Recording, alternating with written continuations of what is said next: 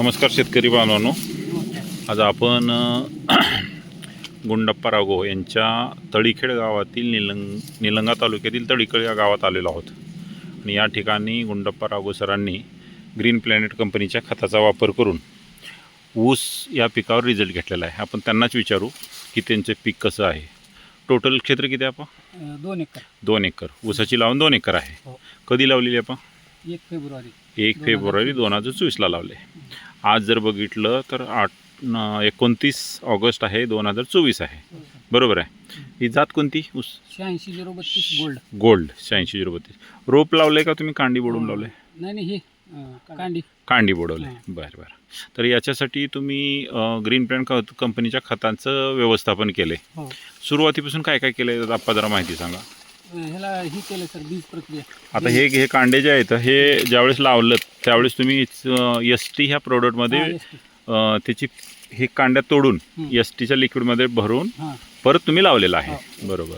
त्यानंतर दुसरं काय केलं तुम्ही? हे रोम, पोटॅश आणि भूम पॉवर. आता हे आपले जे रासायनिक आपले जे जैविक खत आहेत ग्रीन प्लॅनेट कंपनीचं पोटॅश हे 20% आहे. त्याच्यानंतर भूमी पॉवर हे आपल्या कंपनीचं 12 किलोची बॅग 1 एकरला टाकली आणि 50 किलोमध्ये ऑर्गॅनिक DAP प्रोम हे वापरलेलं आहे. मासे डोस किती झाले आपण? 2 डोस झालेत. म्हणजे सुरुवातीला लावण करते वेळेस एक झाला आणि नंतर ज्यावेळेस माती तुम्ही लावत होता त्यावेळेस एकदा डोस झाला.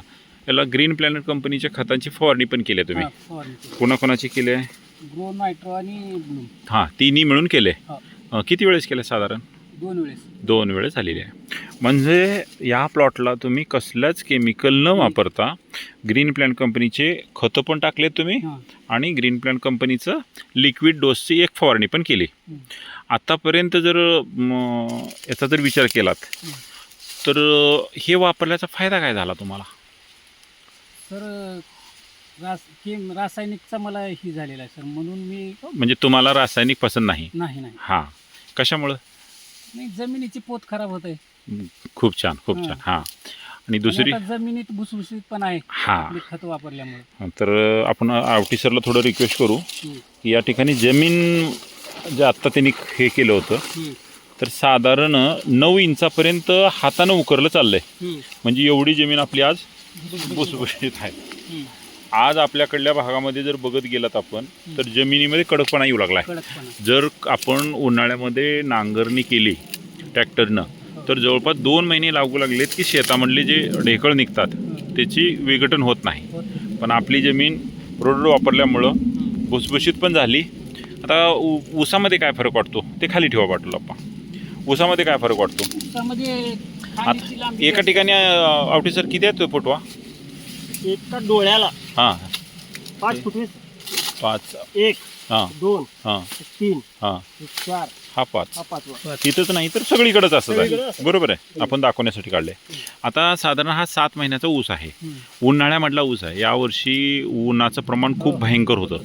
खूप भयंकर ऊन होतं यावर्षी. आपल्याकडं 42-43 टेम्परेचर आपल्याकडं राहायचं. त्या परिस्थितीमध्ये सुद्धा तुमच्या ऊसाची जर बघितली तर ग्रोथ खूप चांगली झालेली आहे. कांड्या पण चांगल्या मोठ्या दिसतात. फरक आहे. हां म्हणजे कांडी लांबकी पण आहे. आता इथं जर बघितलं ना कांडी असं जवळजवळ 1 वितीपर्यंतची जाडी पण आहे, कांडी पण आहे.